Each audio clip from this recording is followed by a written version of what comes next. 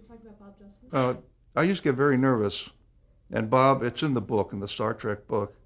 Bob Justman would accompany me to the men's bathroom when I regurgitated and tell me how good I was. Really, he was like a brother to me. I used to get awfully nervous.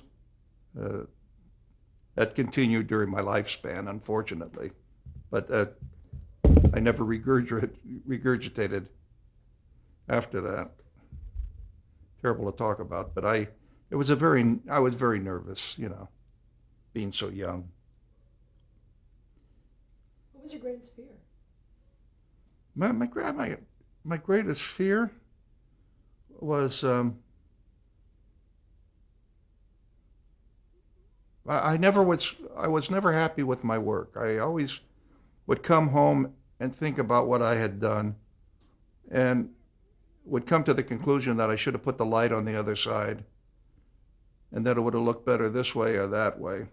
Second guessing myself.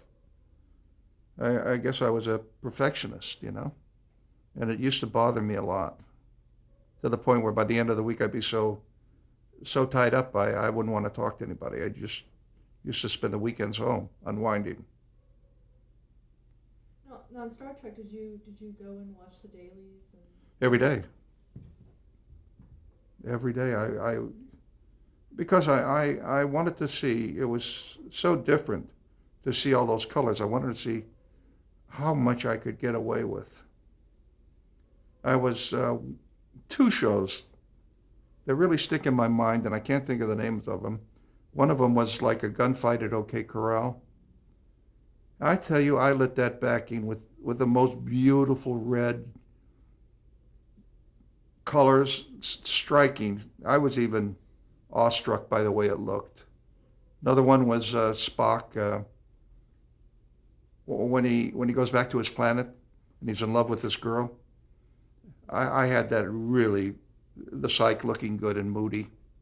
Those are things I remember. How did you know which colors to pick? Was it intuitive? Well, I'd read the script and then come to the conclusion of whether it was a love story or if it was a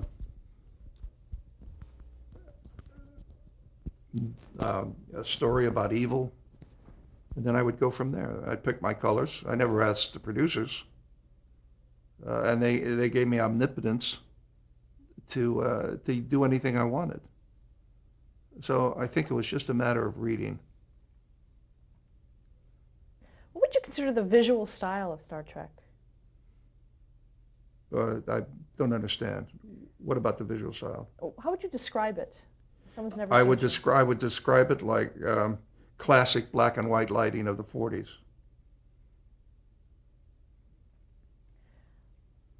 How is the balance? For instance, what were the challenges of balancing the show's color against like Spock's yellow skin tone, that kind of balance? Well, that didn't bother me. We all knew that Spock was yellow. The things that would bother me would be the prosthesis. You have to be very careful of the prosthesis. You get a person like Spock, the ears. You had to make sure they look good because sometimes they would look green. Their colors would change, and unless you had it perfect, you were in trouble. And with a lot of the monsters in there, with the prosthesis, but of course the monsters, it didn't matter too much. I ran into the problems with balance in later years. I did a thing with Alan Alda called Catch Me If You Can. He played Carol Chessman, the Red Light Bandit, and Chessman had a crooked nose, and so they used a prosthesis on him. And I looked at the prosthesis, and I said, "This won't work." And they said, "Why?"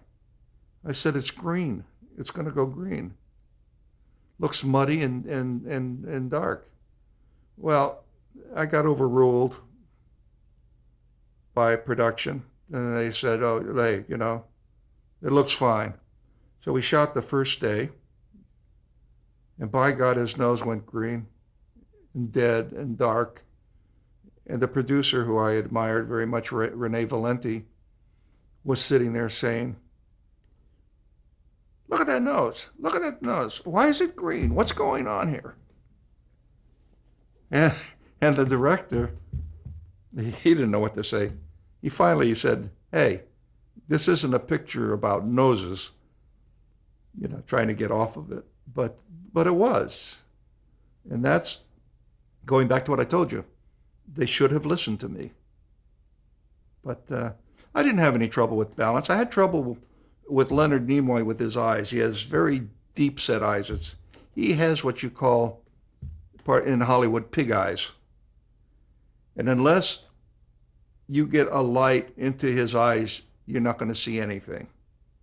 My style of lighting on the longer shots or the medium shots, I used to take the key lights way up high. So then when I would get into the close-ups, I'd have to clean them up. There was no way you could use a highlight key light on Leonard because you lost all eyes. Bill was pretty easy to light, but I had to shade him because sometimes his hair pieces didn't look that good. And so I would come across and break it. It gave it a dramatic look. Nichelle Nichols, I thought she was a very pretty lady. Oh, we didn't have any trouble with balance. What about color correction in the lab? I don't think they knew what to do by the time I sent them in my stuff. We'd always put down print for faces. So that kept them pretty close. If they have to print for Bill Shatner's face, everything was fine. If they try to correct the walls, his face would go. So I had him there. It was a unique system. What kind of camera was used on the series? A BNC, which was a standard Mitchell camera at the time. Nothing fancy. Zoom lens. And unless I got on the Planet set, then I would use prime lenses to widen it out, like 9s and 18s. The zoom lens was 25 to 250, and at 25 it wasn't a very good lens. It was very soft and milky, so we tried to stay away from that. I tried to use prime lenses as much as I could. Were there any special considerations because this was for television as opposed to theatrical? Any what? Any special considerations technically because it was for television? I never thought of it as television. I always thought of it as theatrical. If I thought of it as television, I would have come in and just taken a light and lit everything. That wasn't what they wanted, and it wasn't what I wanted. I mean, I could have changed if they wanted it that way, but it would have washed everything out. So when you look at Star Trek, even today, you're going to say, hey, that looks like a feature. And it was lit that way. Talk about the special effects on the show. They were great. Jim Rugg was our special effects man, and he was brilliant. Well, I mean, he'd come up with innovations. Although I came up with some innovations that I thought helped, was in the transporter room where they always get transported. Well, they would go up there and stand there, and then they would dissolve. So when I got on the show, I had them cut holes in the ground, top and bottom, fixtures. And I put fixtures in the bottom and fixtures in the top, and they would stand on them. And then I would have somebody on a dimmer work the visual or special of the effect of the light going on and off, and then they would zap them. It really looked good. And we used to improvise like they always wanted lightning, always wanted explosions and lightning. Well, it'd take too long to set up a lightning machine on our schedule. It took time. So I knew if you took an arc and you reversed polarity in it, you put the positive to the negative and the negative to the positive, it was going to almost blow up and you'd get the lightning effect. So I don't know, 4 or 5 times they wanted a lightning effect. And I would do that. The minute we did it with the arc, well, you blew the arc out. So the head of the electrical department would come down and just really scream and yell, rant and rave. So they'd have to take the arc back and redo it, you know. Improvisions like that. Well, it was fun. And I think the most wonderful thing about it was the crew. You know, they were wonderful. Had a good crew. They weren't young, you know, and I was happy that I got the experienced people. And I must say, I had a wonderful gaffer, the chief electrician, and a wonderful grip. God, I couldn't ask for anything more. And everybody loved each other. Yeah. Except one time, and I hadn't thought about this. I was coming back from lunch, and Sound was having an argument with my key grip, George Rader. And Sound was saying, we can't get in, and George wouldn't lower the cutter anymore. So there was 2 nuns in front of me, and they were walking through the door. I was walking through the door, and then as you walk through the door and they opened it up, they heard this vernacular that a sailor wouldn't say. It was so bad. George was cussing at the sound mixer, and in terms that is really something. And the 2 nuns just turned around and walked out. That was funny. Hadn't thought about that in a long time. Talk about how you conveyed motion, for say when the ship was lurching, or. We would have the camera on a gimbal. Now that gimbal, it was on a gearhead. You'd put the gimbal, and you had another set of wheels on it, and you could turn it right or left. So when you turned it, you know, everybody would fall with it. Or you turn it the other way, everybody would go the other way. They had that for a long time. The thing about the ship, it was so tough to light. I mean, when you looked at it, you thought you'd have to come in straight in with a 10K and light everything. It was awful. So I looked up in the ceiling, and I saw the ceiling went to a dome, and the dome was never in the picture. And I said, you know, if you took some kind of a light hanger that you can hang all these lights, you could hang these lights just out of frame, and you could get the cross lights on all the people. So the art director was nice enough I talked to Roddenberry about it. And I said, you know, the pilot didn't look that good in the spaceship. It was so flat that we could get more dimension by cutting off the front light, softening it, and using these cross lights.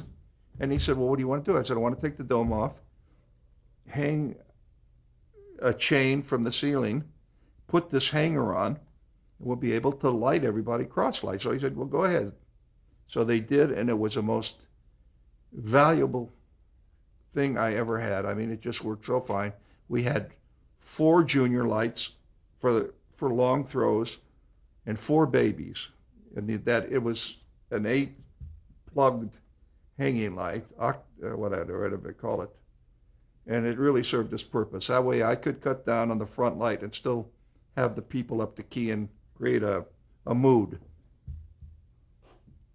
What about other special effects? For instance, when you see the ship flying, that kind of thing. Are you talking about in the lab, or just effects by the effects man? The effects by the effects man. Well, we had like those flying. It was a show that we had flying, and they landed on everybody. I don't know which creatures. We did those on ropes, or wire, and you know, I never really got into the effects department much. It isn't like today, where it's all effects. In those days, with the camera, you had to do pretty much everything in the camera, and effects were limited. A lot of it was done in the lab, and we didn't have much that I can remember. We had fog. I remember I used to put fog in to give some dimension, but I can't really talk about special effects and give a technical opinion. Okay. Let's talk about some of the main actors in the series, starting with William Shatner. Yeah, Bill Shatner probably was the most knowledgeable actor about hitting marks I've ever seen. He could hit a mark. And I had seen Bill, and I had liked him in a couple pictures. He's Canadian, as you know. He did Brothers Karamazov, and he did, I liked him very much in, the picture was Judgment at Nuremberg. He was a good actor. So, and Bill and I got along wonderfully. I always remembered his lines. Very professional. We went through some times together. I know that when his father passed away, I stuck by him pretty close. The book he wrote, he talks about it, how nice I was to him, and but it hurt me, you know. Good individual. I remember telling Bill, and he would always do it afterwards. Bill used to look straight into the camera and do his scenes. And one day I said to him, you know, Bill, it's a better look if you give three-quarter look. You get a stronger jaw. No, you lose all of this in the face. And by God, from then on, if you look at any show, you'll see him do three-quarters on his close-ups. So he was really knowledgeable. I respected him. Leonard was a wonderful guy. There wasn't a bad guy on the show. I mean, we were all family. I liked Leonard. I photographed the first show he ever directed, and he acted in a show that I directed, A Night Gallery. So we were very close. Scotty, I liked. George Takei. They were all really, really nice people. DeForest Kelley? DeForest was a wonderful guy. I went through recently, earlier in the year, DeForest had cancer, and he knew he was dying. So I used to go over and see DeForest, and we used to talk about it. And I said, you know, you ought to go through chemotherapy. And he said, I've started some. It's so rough. And we talked about a living trust. And he was going to the motion picture home. And my health has not been that good. I spent several months in the hospital the last few years. And I happened to be in the hospital the day that DeForest passed away. And I wanted to see him. And they wouldn't let me. Yeah, we were very close. I think, without a doubt, that I liked DeForest the most. I used to use so much diffusion on him. I used to use as much diffusion as a girl. And one time, we were doing a shot, and I lit it. And then I had another light. I killed that light. I had another light come in. We had a few minutes before lunch was over. And I put all of this stuff on it, wheels and dots, and I mean, it was a mess. And DeForest walked in, and I hit this light, and there was maybe that much light hitting his face because it was all broken up with these tools, cutters, and everything. And he looked at me and he said, "Finnerman, you son of a bitch." We killed that light, and he hit the other one. He was wonderful. Why did you have to use so much diffusion on him? I don't know, because I wanted to, because I knew I could help him. He had a rugged face, leathery face. You know, he played a lot of Westerns. He had wasn't scar marks, but he had wrinkles, and under the eyes were baggy, and I smoothed them out. Let me tell you something. They always say that a cameraman will become famous if he is a ladies' cameraman. I was considered a ladies' cameraman. I really was. But I'll tell you something else. If you take care of the men as well as the women, you will work all of the time. And a good example was John Wayne's cameraman, Bill Clothier, who I had worked with. And we talked about this. And he was the one who brought it up. He said, if you get a guy and he likes you, it's the same as a woman. He says, and I do this for John and I do that. And and when he told me that, I always thought, well, it's a good idea when I get to, if I ever do a series or a feature with somebody I like, I will do the same thing. And I took that approach when I started working with Sidney Poitier. I really helped him, and he was very appreciative. So that's why I used diffusion. Let's go to Also, wait a minute. If you get a girl, for example, on Moonlighting, you get a girl like Sybil Shepherd, and you're pounding the diffusion on her, and then you get somebody else, you can't cut a scene from a sharp guy to a mushball, so to speak. It jars you. So what you do is you compromise and you use the diffusion on the women, but you use diffusion on the men. In other words, you're not going to get a jarring shot of somebody that's very sharp and somebody who's a mushball. A good example of that is look at a Doris Day picture. Look at her. When you cut, I saw a picture the other night with her and Rock Hudson. She was a mushball, and then you cut to somebody, he's sharp. When she's with Tony Randall or somebody. Doesn't work. So you have to always, it isn't a compromise, it's enhance it. And I did that on Moonlighting. I used to have split diffusion. I'd have, if I had a two-shot, I'd have a blast diffusion. I had this made. And on one half of it will be a Mitchell B, which is good for women. On the other half, I had stronger diffusion, which was a Mitchell C or D. Now, if I get her and Bruce together, I put this diffusion in. She's heavily diffused, and he's moderately diffused. You see? People don't notice it. And that's what I used to do.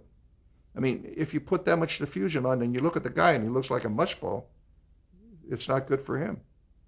So there are things you can do to enhance it. well, going back to Star Trek, Walter Koenig? Walter, nice man. I see him somewhat. He lives around Studio City. I thought he was funny when they gave him the parts to do. He did. I really liked him when he would go into this Russian attitude. He brought life to the show, and so did George Takei. I like George very much. Nichelle Nichols? Huh? Nichelle Nichols? Yeah, she was nice. So I took good care of her. I had one incident with her, but it was minor. It was over, I don't know. She said something to somebody one time, and I corrected her. But no, she was a good girl. It was a group of people that loved each other. Were you there for that first interracial kiss on television? Huh? Were you there for the first interracial kiss on television between her and William Shatner? Did they make love? No, they had a kiss. I was probably there. I can't exactly remember it. Talk about working with some of the directors on the series. That's an interesting subject. Most of the directors that we had were very experienced. They were older. And sometimes I I used to get pressured by them. You know, they see a young cameraman, and he's saying one thing, and they're saying another, and they don't like it. You know, and you're trying to keep the integrity of the company. I mean, there were a lot of great directors on Star Trek. I liked Joe Pevney. I liked Ralph Sininsky. Um, they were Bob Spar. They were really wonderful directors. And there was some that got a little pushy. You know, I had one guy. I mean, give me a shot, and before we got a light, and he was screaming, "Are you ready? Are you ready?" You know, that doesn't make you feel good. And I felt that they took advantage because of my youth, but I always stuck up for what I believed in. And we went from there. I remember the first time I worked with Joe Pevney. I go clear back to Joe Pevney when he played in Body and Soul. He played John Garfield's sidekick. I mean, he was a good actor, and he directed some fairly big pictures at Universal. Like anything else, time caught up with him. He wasn't getting the picture, so he went to television. First time I met Joe, he said to me in front of production, "How fast are you?" I said, "I don't know." So, "Well, I'm very fast, and we're going to get this show done on schedule." Like the cameraman is holding it up, you know. He was going to do it. Okay. So I thought, I'll get this son of a bitch. So we go into, really, Joe and I were good friends after this. So we go into the first shot, and we're starting to get the people in. They're not even in makeup. You know, that's half dressed in this and that, and Shatner and Nimoy. And I said, "Joe, you want a little light to work with?" He said, "That would be nice." So I had a 10K over there. It wasn't my style. So I said, "Here, let me hit this light." So we hit the light, and I went to my gaffer, and I said, he knew what I meant. He put a cutter on the top when the guy is rehearsing the people. He put a double underneath and a cucaloris over the light. And so Joe rehearsed them, and he said, "Well, that's your shot. Now, these guys aren't even in wardrobe." And I said, "Ready." He said, "What?" I said, "Ready." So I did this for about a half a day, and he took me aside and said, "Hey, you know, I like you. Let's be friends. Let's not go through this." I said, "Okay." I said, "I'm fast." He said, "I know you are. Just calm yourself down." He's the one of the guys that was my big booster when we went over to Mission Impossible. He directed the first one that I shot, and we did it in 7.5 days when they were doing them in 10, 11. So, yeah, funny things like that. My favorite director was Ralph Sininsky. So let's stop the tape here, and then we'll continue on the next tape.